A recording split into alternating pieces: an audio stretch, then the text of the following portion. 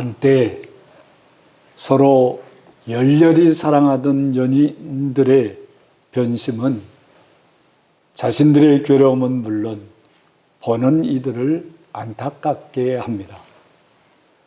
수많은 이유와 불가피한 사정이 있겠지만 변심은 대체로 오래 떨어져 있을 때 일어납니다. 군대나 유학이 변수이기도 하죠. 장기 출장이나 오랜 질병도 큰 원인이 됩니다. 떠날 때는 서로 변치 말자고 굳게 다짐을 합니다. 그러나 기다리는 기간이 길어지고 여러 유혹이 닥치면 흔들리다가 변심하게 되는 거죠. 예수님께서 감난산에서 예루살렘 성전을 마주보고 앉아 계셨습니다. 이제 곧 십자가에서 죽어서 제자들을 떠나야 하고 성전은 완전히 파괴될 것을 바라보시면서 만감이 교체됐을 것입니다. 베드로와 야고보와 요한과 안드레, 이 네 제자가 그런 예수님과 대화를 나눕니다. 제자들은 예루살렘이 성전이 완전히 파괴될 것을 예수님이 예언했을 때 마치 세상 종말이 닥치는 것과 같은 충격을 받았습니다. 그래 제자들은 그런 일들이 일어날 때와 징조를 예수님께 여쭈면서 대화가 시작된 것입니다. 예수님의 종말 담론이라고 알려진 이 대화는 우리에게 무엇을 말해 주려는 것입니까? 예수님의 떠남과 다시 오심 사이, 성도들은 이 사이 시간에 살아야 합니다. 언제 예수님이 다시 오실지 모르는 가운데 어떻게 성도들의 변심을 막고 성숙한 사랑으로 다시 만날 것인가 하는 것이 이 대화의 주제이자 초점인 것입니다. 예수님은 그 마무리 말씀으로 깨어 있으라 이렇게 말씀하십니다. 예수님은 오늘 말씀 36절을 제외하고 매절마다 깨어 있으라고 강조하십니다. 사실 예수님의 처음 오심과 다시 오심, 이 사이 시간에는 사람들이 미처 생각하지도 못한 수많은 변수가 도사리고 있습니다. 우리가 지금까지 체험해 본 것도 그런 것입니다. 예수님을 사랑하기에 예수님만 기다리던 마음에 균열이 일어날 수가 있는 겁니다. 변심하기 딱 좋은 많은 요소들이 있습니다. 사람들이 변심하면 더 이상 예수님을 사랑하지 않게 되고요. 예수님을 기다리지도 않게 되는 것입니다. 그저 모양과 이름만 남은 성도가 되어 버리는 것입니다. 정말 변심하지 않으려면 깨어 있어야 합니다. 어떻게 깨어 있을 수 있을까요? 먼저 예수님이 다시 오신다는 사실을 굳게 믿어야 합니다. 이것을 믿지 않으면 깨어 있을 수가 없습니다. 예수님을 다시 만나게 된다는 소망이 흔들리지 말아야겠죠. 이 소망이 흔들리면 어떻게 예수님을 깨어 기다릴 수 있겠습니까? 베드로전서 1장 8절 예수를 너희가 보지 못하였으나 사랑하는도다. 비록 예수님을 눈으로는 보지 못했어도 뜨거운 마음으로 사랑해야 하는 거죠. 예수님 사랑하지 않고 깨어 있을 수 있겠습니까? 신라 사람 박재상은 외국에 붙잡혀간 왕의 동생을 구하려고 외국, 지금의 일본으로 갑니다. 박재상은 왕의 동생을 구해서 먼저 귀국시키고 자신은 외국 왕의 회유를 물리치고 신라의 신하로 죽게 됩니다.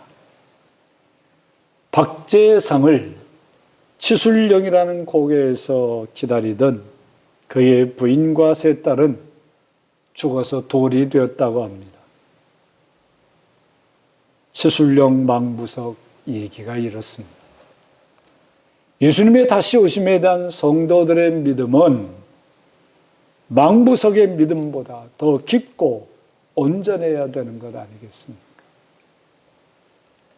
이 사이 시간에 지속적으로 깨어 있으려면 34절 말씀을 우선 마음에 담아야 합니다. 그 종들에게 권한을 주어 각각 사물을 맡기며 하였습니다.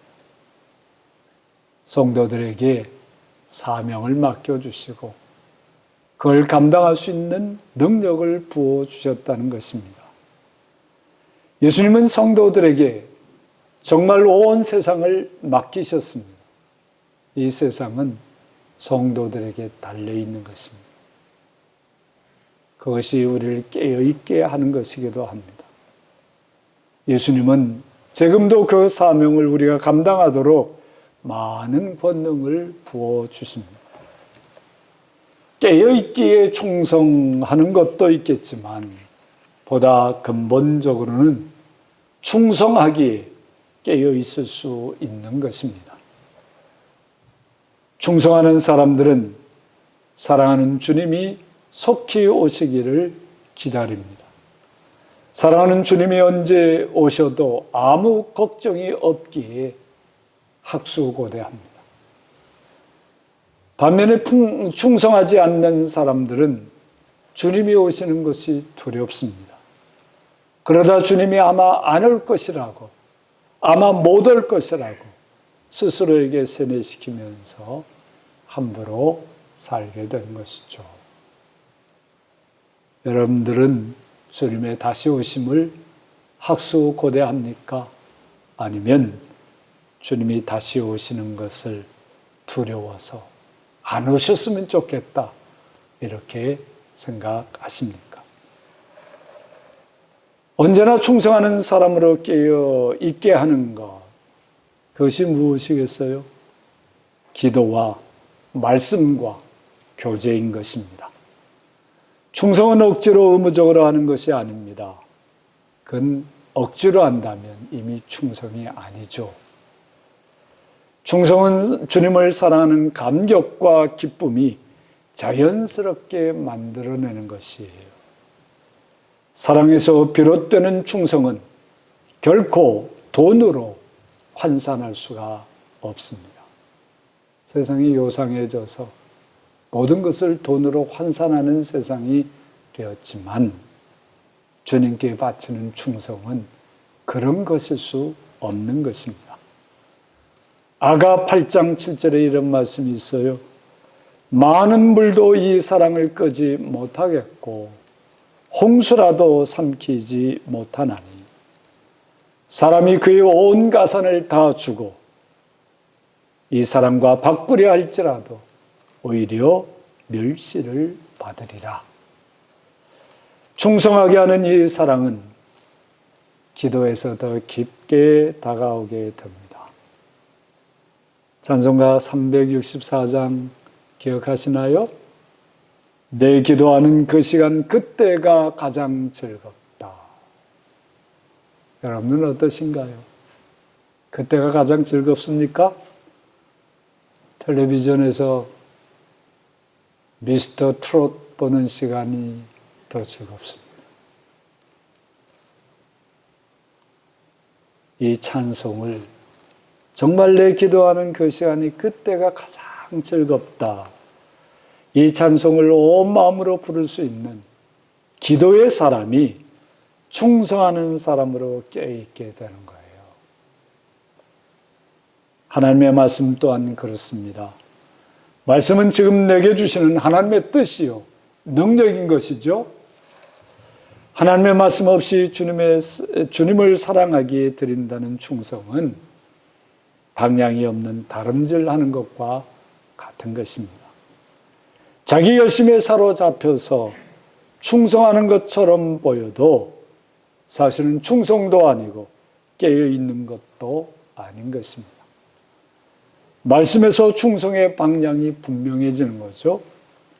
지금 주님을 향해 깨어 있는 것이 되는 것입니다. 또한 성도의 교제는 성도들로 서로 깨워서 주님께 사랑으로 충성하게 만들어주는 것입니다. 성령의 코이노니아 속에서 성도들이 서로 교제할 때 사랑으로 깨어있는 충성스러운 삶을 더 잘 살게 되는 것입니다. 시편 133편 1절입니다. 보라, 형제가 연합하여 동거하니 어찌 그리 선하고 아름다운고. 코로나19 재난 시기에도 이 말씀은 변하지 않습니다. 우리가 직접 대면하지 못하더라도 참으로 형제가 연합해서 이렇게 함께 살아가는 것, 그걸 통해서 우리는 깨어 있게 되는 것입니다. 이렇게 기도와 말씀과 교제로 사는 사람들이 깨어서 충성하며 주님을 온 마음으로 기다리게 되는 것이에요. 특별히 우리 성도들 기도와 말씀과 교제 없는 고립된 삶은 자기 속에 갇혀서 버둥대다가 마침내 주님을 저버리는 변심으로 이어지게 될 수도 있는 것입니다. 성도들의 삶의 고립이라고 하는 것이 얼마나 두려운 것인가를 다시 우리는 깊이 생각해야 하겠습니다. 혼자서도 수도 생활하는 것이지만 수도 생활하는 중에서도 함께 기도하는 사람들을 기억하면서 그런 성도의 교제가 성령 안에서 이루어지지 않으면 그 사람들은 그저 무너지게 될 수밖에 없는 것입니다. 그래서 우리는 깨어있으라는 말씀은 결국 우리 삶의 실천을 요구하는 말씀이라는 사실을 깨달아야 하겠습니다. 예수님은 언제나 구체적으로 말씀해 주셨어요. 마가복음 13장의 예수님의 종말 담론에는 예수님께서 다시 오실 때까지 세상에서 일어날 많은 일들을 말해주고 있습니다. 엄청난 일들이 거기에 다 기록이 되어 있습니다. 전쟁도 있고요, 배신도 있고요, 질병도 있고요, 핍박도 있고요. 우리가 지금 체험하고 있는 모든 고통스러운 일들이 그 속에 다 담겨져 있습니다. 그 모든 말씀들이 그저 현상이나 징조를 설명하려고 말씀해 주신 말씀이 아닙니다. 왜 그런 말씀을 해주셨을까요? 겁주려고 하신 것입니까? 아닙니다. 그런 어렵고 고통스러운 현실에서도 이렇게 사는 것이 깨어있는 것이다 라고 말씀하시려고 그렇게 길게 얘기한 것입니다. 이 말씀을 추려보면요, 우리가 깨어 있으려면 적어도 4가지 삶의 모습을 실천해야 하는 것을 보여주고 있습니다. 그 첫째는요, 미혹받지 않는 것이 깨어 있는 것이라는 사실을 말해줍니다. 깨어 있는 게 어떤 거냐? 미혹받지 않는 거다. 그렇게 말씀해 주고 있습니다. 주님 안에서 깨어있는 사람은 미혹받지 않습니다.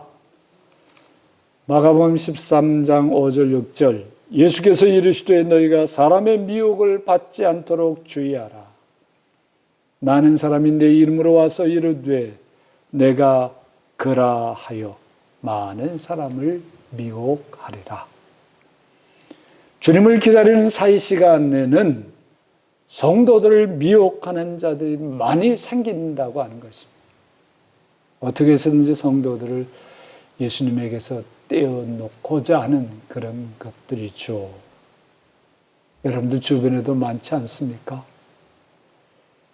이들은요, 이 미혹하는 자들은요, 주님을 향한 성도들의 사랑을 훔치려는 자들인 것이에요. 그게 미혹하는 것입니다. 이들은 때로는 주님의 이름을 내세우기도 합니다. 기적으로 사람들을 현혹시키기도 하고요. 천사의 모습으로 가장하기도 합니다.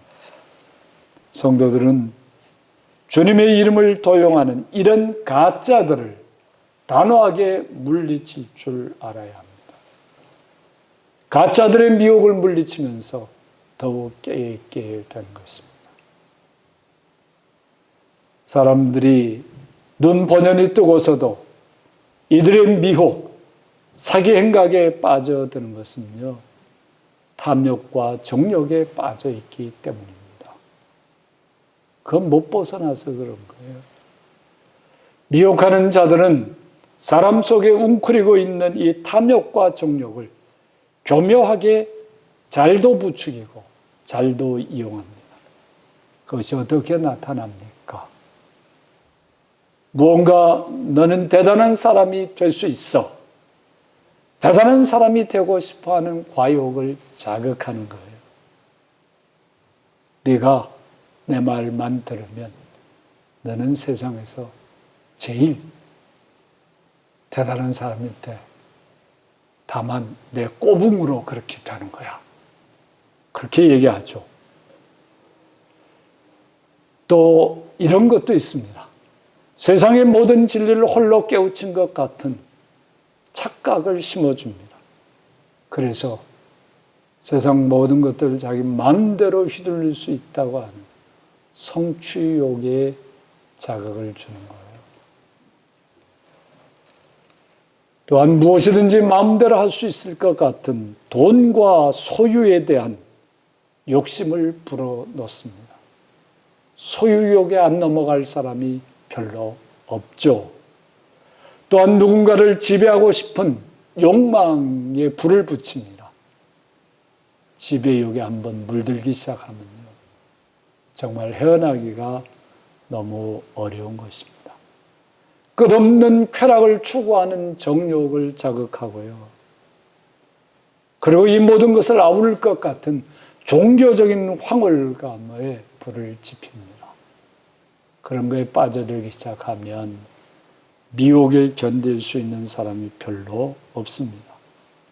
이런 것들은요, 들어보기는 대단해 보여도 다 우리 주님이 주시는 참된 평안과 기쁨과 거룩과는 아무 상관도 없는 것입니다. 더욱이 주님 사랑하는 일에는 아무런 소용이 없는 것들입니다. 이런 것들을 가려보면서 자신 안에 웅크리고 있는 이 탐욕과 정욕을 주님의 은혜로 다스리면서 주님과 동행하는 것이 미혹에 빠지지 않는 길인 것입니다. 바로 깨어 있는 것이죠. 그 깨어 있으라는 말은 그렇게 살라고 하는, 그런 실천의 삶을 살라는 말씀인 것입니다. 둘째로, 환난과 핍박에 무너지지 않는 것이 깨어있는 삶이라고 말씀해 주십니다. 주님을 기다리는 이 사이 시간에는 성도들에게 무지막지한 환난과 핍박이 엄습하기도 합니다. 환난과 핍박 중에도 성도는 어찌 살아야 합니까? 성도는 자기 신앙을 지켜야 하는 것이죠. 참으로 그런 견딜 수 없어 보이는 환난과 핍박 속에서도 주님 안에 깨어있는 사람은 그런 환난과 핍박도 잘 견뎌냅니다. 일제의 그 잔혹한 핍박 속에서도 깨어있는 성도들은 자신의 신앙을 지키고 잘 견뎌냈던 것, 우리에게 교훈이 되지 않을 수가 없는 것입니다. 우리 성도들 한 가지 꼭 기억하셔야 될 게 있습니다. 환난과 핍박은 그 자체도 큰 어려움이지만 그에 대한 두려움이 더욱 곤혹스럽게 하고 우리를 깨어있지 못하게 하는 것입니다. 대체로 사람들은 환난과 핍박 그 자체보다도 그에 대한 두려움으로 무너집니다. 환난과 핍박을 직접 당하지 않아도 환난과 핍박을 당할 것처럼 위협하면 그 두려움에서 다 무너져 버리고 맙니다. 중세시대 패스트가 흑사병이 극성을 부려서 유럽 인구의 3분의 1이 죽었다고 합니다. 그때도 그랬습니다.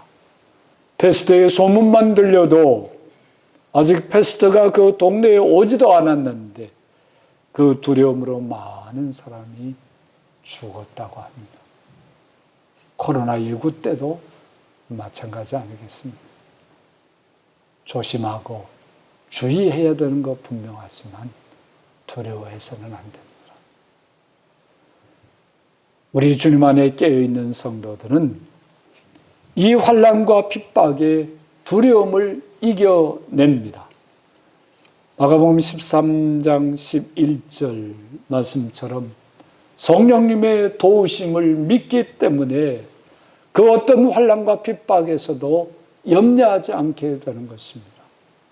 또한 마가복음 13장 20절에 말씀해 주신 우리 주님께서 그 환난과 핍박의 날을 감해 주신다고 하는 것을 믿기 때문에 그것을 넉넉히 견뎌내게 되는 것입니다.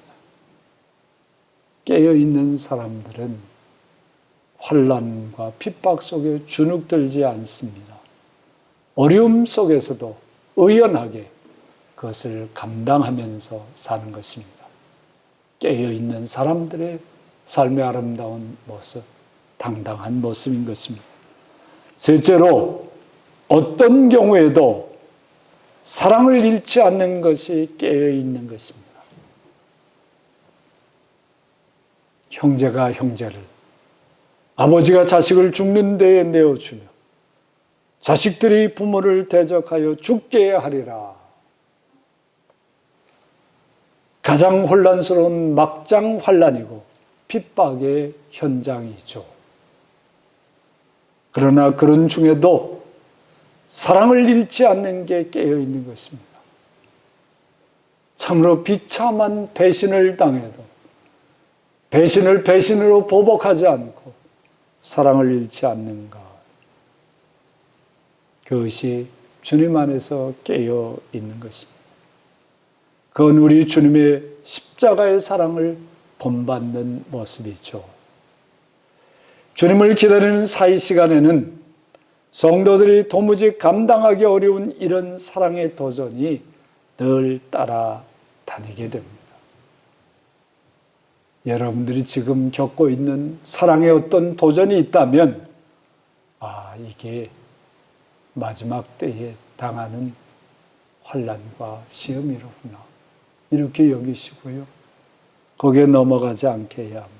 깨어 있어야 합니다. 그런 사랑의 도전 속에서도 의연하게 지켜내야 합니다. 마태복음 24장 12절에 이런 말씀이 있죠. 같은 종말 담론 속에 담겨져 있는 말씀인데요. 불법이 성함으로 많은 사람의 사랑이 식어지리라. 정말 그렇죠. 하나님의 법을 함부로 떠나고 무시하면서 많은 사람의 사랑이 식어져 가는 것입니다. 하나님의 말씀을 떠나면 자유로울 것 같은데 자유는커녕 사람에 대한 사랑이 다 사라져버리고 만다는 것입니다. 사람에 대한 사랑이 식어져서 이런 환난 지경이 있다는 것입니다. 아무리 불법과 불의가 성해도 깨어있는 사람들은 하나님의 이 말씀을 붙들고 사랑의 삶을 살아가게 되는 것입니다. 그게 깨어있는 것이에요. 사랑으로 불법과 불의, 이 모든 정의가 사라진 것 같은 그런 세상에서도 사랑으로 불법과 불의를 이겨내는 삶이 깨어있는 삶이라고 말씀하시는 거예요. 그리고 그렇게 깨어있으라고 말씀하고 있는 것입니다. 넷째로 시대를 분별하여 사는 것이 깨어있는 것이라고 말씀합니다. 예수님의 종말 담론에는 특히 시대를 분별하는 말씀을 많이 하셨습니다. 시대를 분별하지 못하면 주님을 기다리는 삶을 제대로 살 수가 없기 때문입니다. 시대를 분별하지 못하는 것은 곧 예수님이 다시 오시는 종말을 부정하기 때문입니다. 예수님의 종말을 부정하면요, 세상에 새로울 것이 아무것도 없습니다. 옛날에 있었던 것이 오늘에 있고요, 오늘에 있는 것이 또 나중에 있을 것이라고 생각을 하게 됩니다. 돌고 도는 것이 인생사다, 이런 생각을 하게 되는 거죠. 그렇게 되면 시대를 분별해야 될 이유가 전혀 없어지게 되는 것입니다. 어제도 오늘 같고 오늘도 내일 같다면 오늘 어떤 시대냐는 것을 왜 분별해야 하는 것이겠습니까? 예수님의 다시 오심을 부정하고 예수님께서 다시 오셔서 이루시는 새 하늘과 새 땅을 바라보지 않으면 결코 시대를 분별할 수가 없습니다. 분별할 필요도 느끼지 못합니다.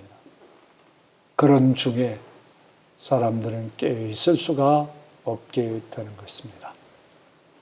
이런 네 가지 깨어 있는 모습은 모두 예수님이 다시 오실 그 시간을 아무도 모르는 데서 더 온전해지는 것입니다. 참 신기한 얘기예요.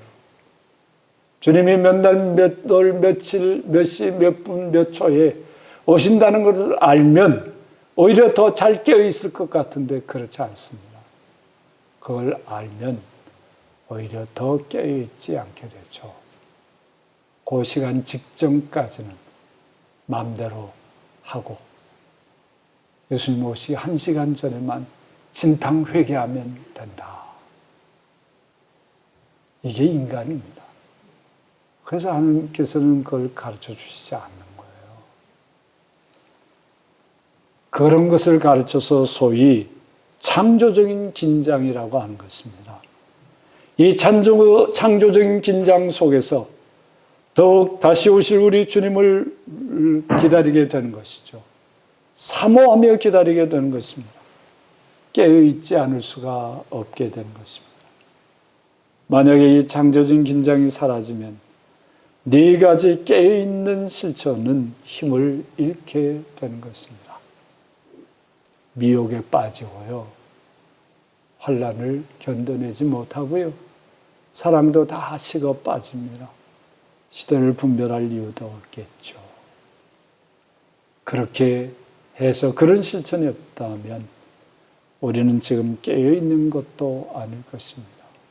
우리 안에 이 네 가지가 없다면 우리는 깊이 잠들어 있는 거예요. 그건 사랑하는 사람을 기다리지 않는 변심과도 같은 것입니다.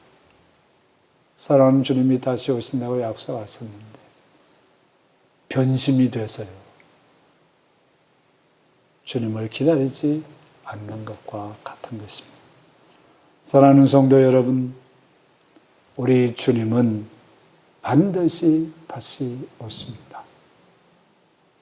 여러분들 온전하게 하시라고, 이 세상을 온전하게 하시라고 반드시 다시 오십니다. 예수님이 오셔서 우리가 자는 것을 보신다면 얼마나 부끄럽겠습니까? 이번 대림절은 우리가 자다가도 깰 때가 된 것을 알려주는 기간으로 삼고 다시 오실 주님을 사모하며 기다리시기를 바랍니다.